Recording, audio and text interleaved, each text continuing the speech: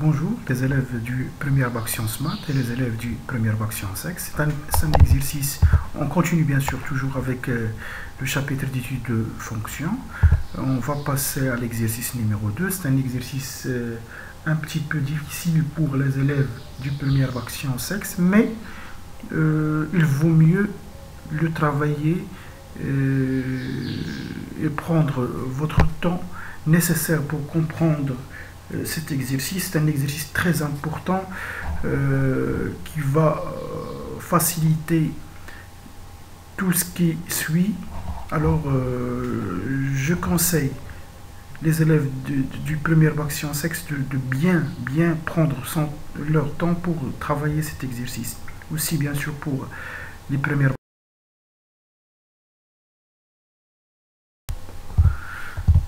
L'énoncé de l'exercice est le suivant.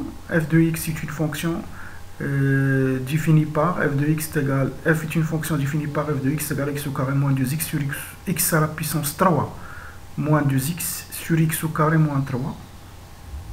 On va corriger cette fonction x à la puissance 3 moins 2x sur x au carré moins 3. Donc on va étudier cette fonction. On commence question par question.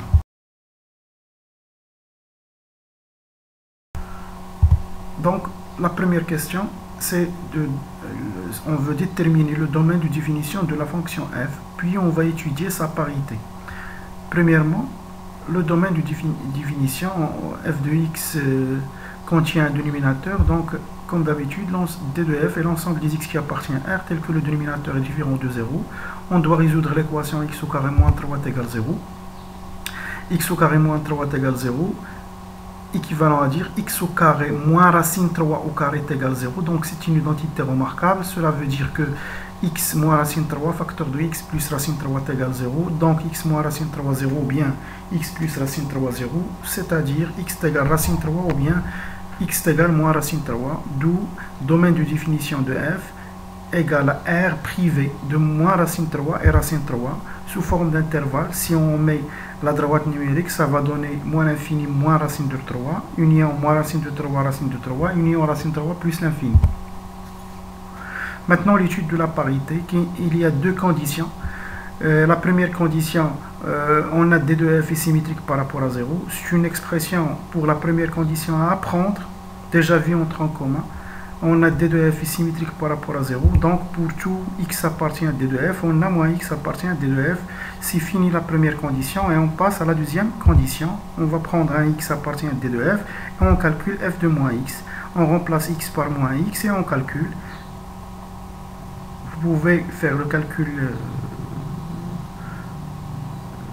facilement et vous allez trouver moins f de x. Donc, la fonction est impaire. Alors, puisque la fonction est impaire, donc il suffit de l'étudier sur la partie positive du domaine de définition.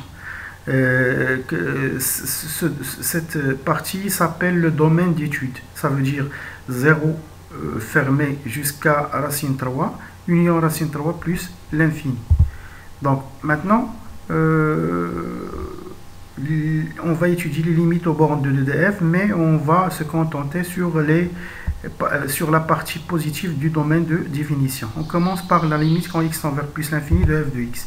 Donc, c'est une propriété évidente aux limites. La limite quand x tend vers plus l'infini de f de x, on remplace f de x par sa valeur. La propriété dit qu'on doit prendre le monombre qui est le plus grand degré au haut et le monombre qui est le plus grand degré en bas. Puisque limite quand x tend vers plus l'infini, on simplifie, ça va donner la limite quand x tend vers plus l'infini de x qui est plus l'infini. On passe maintenant à l'autre limite. La limite quand x tend vers racine 3 plus de f de x est égal à la limite quand x tend vers racine 3 plus, on remplace f de x par sa valeur. On remplace, ça va donner en haut racine 3 à la puissance 3 moins 2 racine de 3 qui vaut racine de 3. Et en bas, racine 3 au carré est 3, moins 3 est 0. Racine 3 sur 0, le résultat est l'infini. Alors ce 0 et 0 plus, on va voir pourquoi dans la justification.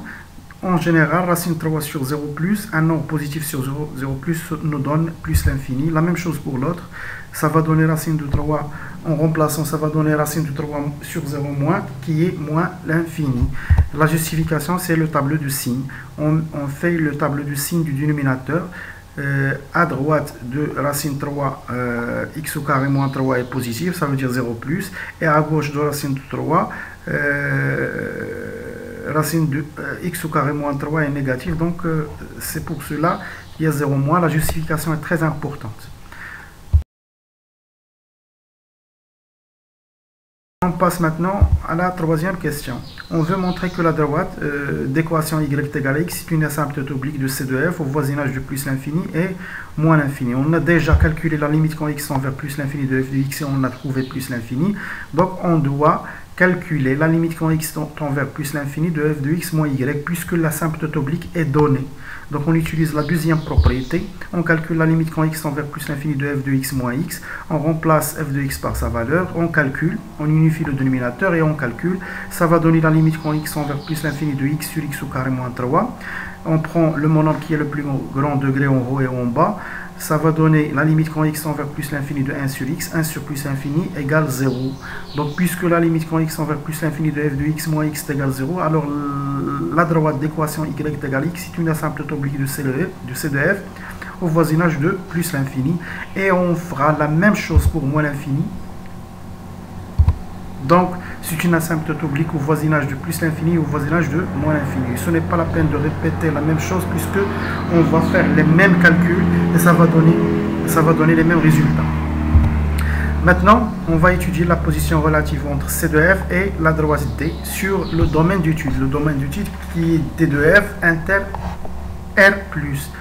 Donc, pour étudier la position relative, c'est une propriété directe. On doit calculer f de x moins y.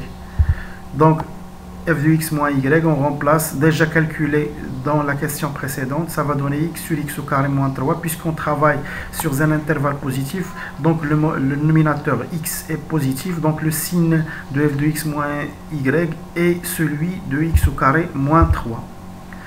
Donc déjà, on a déjà fait le tableau de signe de x au carré moins 3, donc on va le faire ici. Puisque le signe de x au carré moins 3 est celui de f de x moins y, la fonction n'est pas définie en racine 3. C'est pour cela qu'on a fait le...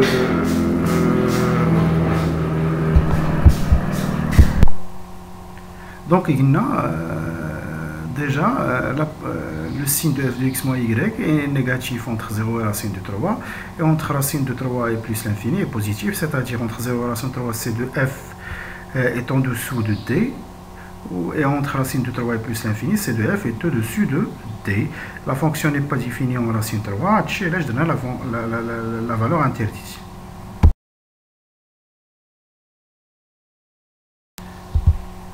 Maintenant, on va passer au calcul de la dérivée. Donc, f est dérivable sur chaque intervalle de son domaine de définition, puisque c'est une fonction rationnelle. Donc, il est dérivable sur tout intervalle de d de f, c'est-à-dire soit x appartient à d de f, et on dérive. f' de x égale, c'est une fonction rationnelle, donc le numérateur prime fois le dénominateur, moins le dénominateur prime fois le numérateur sur le dénominateur au carré. La dérivée de x à la puissance 3 moins 2x est 3x au carré moins 2. Et la dérivée de x au carré moins 3, c'est 2x. Ça va donner ici, on développe. Et puis on simplifie. Et enfin, on va trouver x à la puissance 4 moins 7, x au carré plus 6 sur x au carré moins 3 au carré. Maintenant, on cherche le signe de x à la puissance 4 moins 7x au carré plus 6.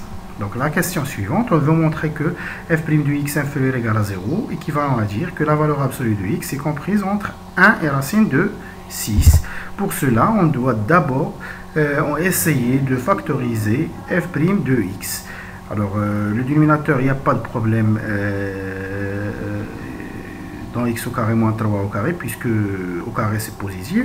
Donc, ici, on remarque que 1, c'est une racine de ce polynôme. Si on remplace x par 1, ça va donner 7 moins 7 égale 0. Ça veut dire qu'on pourra factoriser par x au carré moins 1.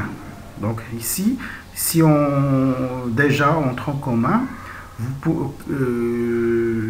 Cette polynôme de degré 4, on peut la transformer en polynôme de second degré avec un changement de variable. On peut rapposer grand X égale X au carré. Donc le polynôme devient grand X au carré moins 7X plus 6. Si on fait le delta, et on calcule grand X, on va trouver que grand X est égal 1 ou bien grand X est égal 6, c'est-à-dire on pourra factoriser grand X au carré moins 7X plus 6 est égal à facteur de grand X moins grand X1, facteur de grand X moins grand X2, c'est-à-dire grand X moins 1, facteur de grand X moins 6, ça veut dire X au carré moins 1, facteur de X au carré moins 6. Sinon, si on remarque que 1 est une racine de ce polynôme, on pourra factoriser facilement. Si vous faites la factorisation, vous trouvez X au carré moins 1, facteur de X au carré moins 6.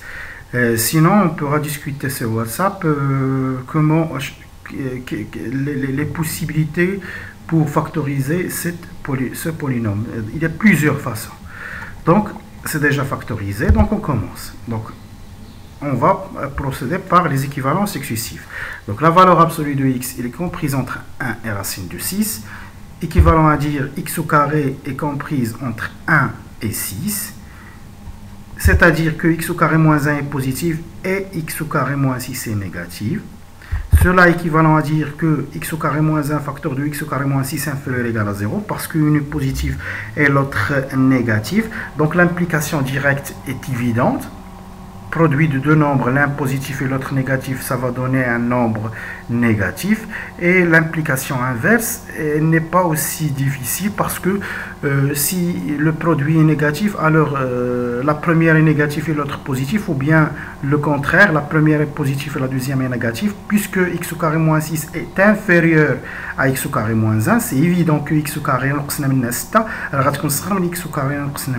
c'est-à-dire le plus petit c'est x au carré moins 6, puisque un positif et l'autre négatif, donc les radios négatifs, il y a x au carré moins 6, donc il y a une équivalence, il y a l'équivalence. Il y a normalement l'implication directe évidente. Alors je donne l'équivalence, l'implication inverse, ça n'a pas de problème. Le produit négatif, donc il y a un positif ou l'autre négatif, je connais un négatif, il y a صغير, il y a x au carré moins 6. Donc c'est-à-dire x au carré moins 1 facteur de x au carré moins 6 sur x au carré moins 3 au carré, il a un positif, le signe ne change pas, donc négatif, c'est-à-dire f' de x, équivalent à dire que f' de x est négatif, donc il y a l'équivalence.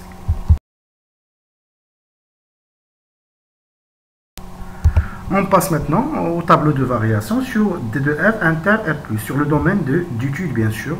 Donc déjà, on a le signe, elle est négative si la valeur absolue de x, f' de x est négative si la valeur absolue de x est comprise entre 1 et 6. Ça veut dire quoi la valeur absolue comprise entre 1 et 6? Dans le cas où x est positif, ça veut dire que x, la valeur absolue de x est égale à x, donc x est comprise entre 1 et 6. Donc si x est compris, si x est comprise entre 1 et 6, 1 sur i racine de x elle est négative, comme vous voyez ici dans le tableau de variation. F' est négatif entre 1 et racine de 6, bien sûr dans la racine 3 parce que c'est une valeur interdite, et dans les autres intervalles f' de x est positif. On calcule f de 0 égale 0, f de 1 avec f, ça va donner 1 sur 2. On a trouvé la limite quand x tend vers moins quand x tend vers racine de 3 moins, il a donné moins l'infini. La limite quand x tend vers racine de 3 plus de f de x a donné plus l'infini. On calcule f de racine de 6 avec la fonction f, ça va donner 4 racines de 6 sur 3. Et la limite quand x tend vers plus l'infini, on a trouvé plus l'infini. Bien sûr, la fonction f' de x est négative, quel que soit x comprise entre 1 et racine de 6. Et il y a deux fois moins parce que la valeur interdite qui est racine de 3. Maintenant, on veut donner l'équation de la tangente t à c de f au point de coordonnées 0, 0. Donc, c'est une question directe. L'équation de la tangente, toujours y égale f' de 0, facteur de x moins 0 plus f de 0.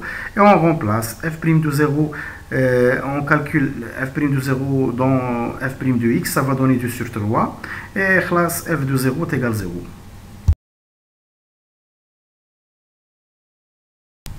Maintenant, on va tracer la courbe de la fonction. J'ai utilisé un logiciel qui s'appelle Cabrégéomètre pour tracer la courbe. Vous pouvez faire une courbe en utilisant les interprétations graphiques trouvées, les tangentes et les asymptotes. Et après, parce qu'il y a une autre asymptote, puisque la limite quand x tend vers racine 3 plus et racine 3 moins a donné l'infini, ça veut dire C de f admet une asymptote verticale d'équation x égale racine de 3. Puisque la fonction est impaire, alors sa courbe est symétrique par rapport à l'origine du pair. C'est déjà connu en tronc commun. Donc, on trace la courbe sur la partie positive du domaine de définition, sur le domaine d'étude, et on fait la symétrie par rapport à l'origine, puisque la fonction est impaire. J'ai utilisé ici le logiciel Cabrégéomètre pour tracer la courbe. Dirons une courbe et on va voir similaire, sinon on pourra discuter comment tracer la courbe manuellement avec WhatsApp. Donc la courbe, on doit faire une échelle un petit peu élevée, 1 cm. Vous pouvez prendre une grande feuille. Il vaut mieux prendre 1 cm, I égale à 4 cm, une échelle très grande pour que la courbe soit un petit peu visible.